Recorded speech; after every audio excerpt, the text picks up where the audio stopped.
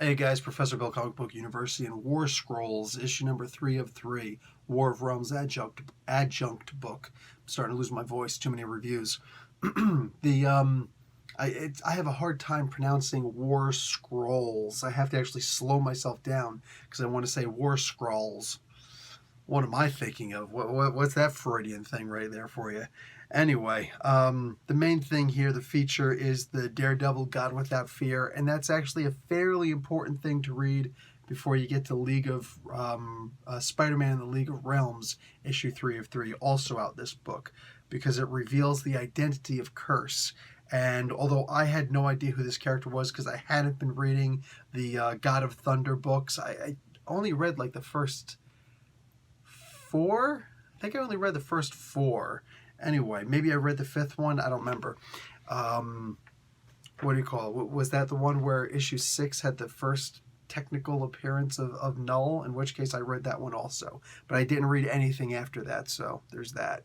3 stories in this. Obviously, the Daredevil in the God Without Fear, part 3 of 3, written by Jason Aaron, drawn by Andrea Sorrentino, colored by Matthew Wilson. Dr. Doom in A Rose for Victor, written by Christopher Cantwell, drawn by Cian Torme, and colors by Dan Brown. This was actually a pretty cool story. The art, for the most part, was good. It was all from the viewpoint of this little girl. I think it was a little girl. Some, I don't know, gendered person, young person, youth. Anyway, excuse me. I'm just going to say she because it looked like a she, and I'm just doing the best I can, guys. She was basically, it's a reason to talk about Dr. Doom and what he's been doing during the War of Realms.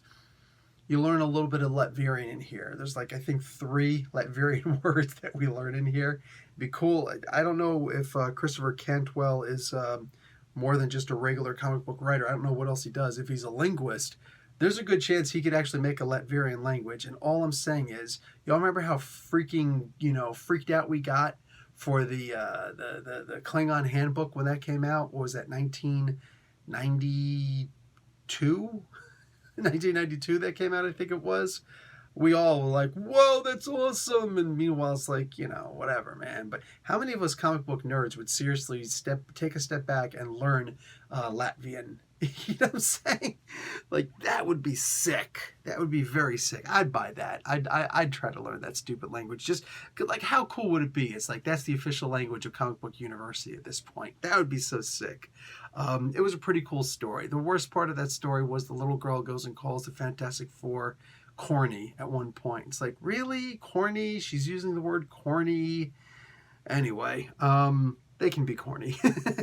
And the last story is, the third and final story is She-Hulk in the Face of a Warrior, written by Charlie Jane Anders, drawn by Simone D. Armini, and colored by, Federico Blee. Sweet. It's my boy. Love that dude.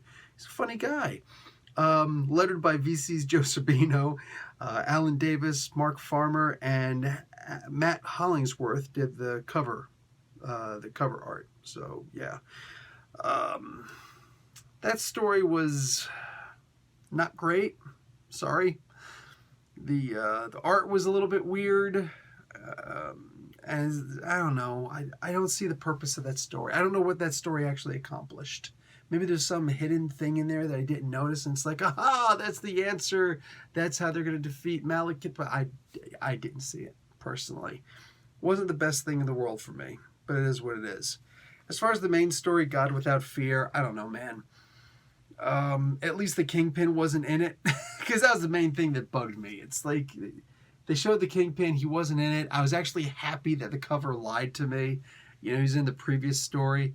This was literally Daredevil versus God of the God of Blindness. I don't know.